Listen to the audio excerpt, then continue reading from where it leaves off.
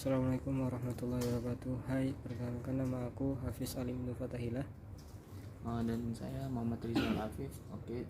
Pada kesempatan kali ini saya akan menceritakan sedikit krisis moneter yang terjadi di Indonesia pada tahun 1998.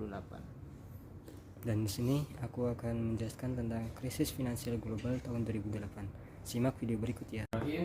Pada kesempatan kali ini saya akan menceritakan mungkin sedikit saja tentang krisis yang terjadi di Indonesia pada tahun 98. Krisis moneter yang melanda Indonesia sejak awal Juli 1997 itu telah berlangsung hampir 2 tahun dan telah berubah menjadi krisis ekonomi, yakni lumpuhnya kegiatan ekonomi karena semakin banyaknya perusahaan yang tutup dan meningkatnya jumlah pekerja yang menganggur. Krisis pada saat itu diperberat dan oleh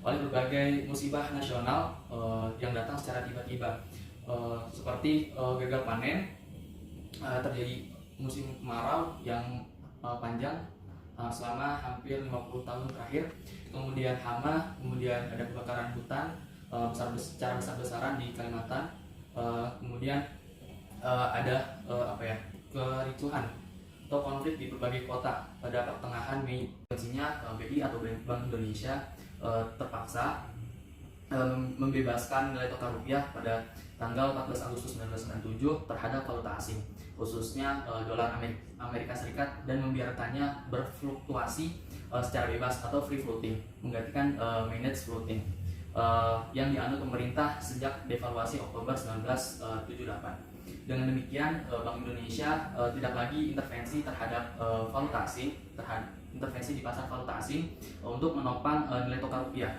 sehingga nilai tukar tersebut ditentukan oleh kekuatan pasar semata. Faktor penyebabnya itu bukan karena fundamental ekonomi Indonesia yang lemah, tetapi terutama karena utang luar negeri milik swasta telah mencapai jumlah yang besar dalam jangka yang pendek dan menengah.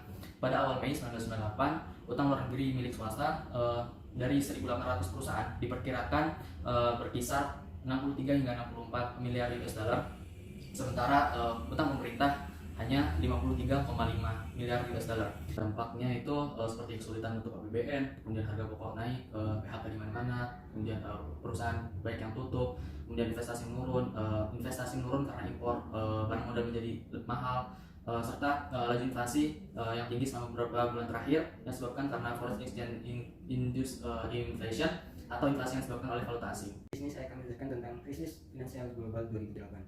Latar belakang peristiwa ini bermula pada tahun 2001, di mana Bank Sentral Amerika mengeluarkan kebijakan untuk menurunkan suku bunga kredit hingga 1% untuk menstimulus perekonomian Amerika pada saat itu yang sangat lesu, sehingga masyarakat pun berbondong-bondong mengajukan KPR. Namun pada tahun 2008, Bank Sentral Amerika mengeluarkan kebijakan baru dengan menaikkan suku bunga hingga 5% dalam rangka mengendalikan laju inflasi di Amerika dan berdampak pada cicilan KPR. Dampak dari krisis finansial global 2008 adalah: 1. Ketidaksanggupannya masyarakat untuk membayar kredit beserta bunga cicilan KPR. Yang kedua, untuk meningkatnya inflasi. Yang ketiga, turunnya nilai tukar uang. Yang keempat adalah turunnya pertumbuhan ekonomi. Yang kelima, runtuhnya indeks bursa, saham, dan sejumlah bank. Yang keenam adalah bangkrutnya bank investasi terbesar di Amerika, yaitu Lehman Brothers. Baik, mungkin ini saja yang dapat kami presentasikan dari kelompok 10. Bila ada kurang dan salahnya kami mohon maaf. Semoga bermanfaat. Assalamualaikum warahmatullahi wabarakatuh.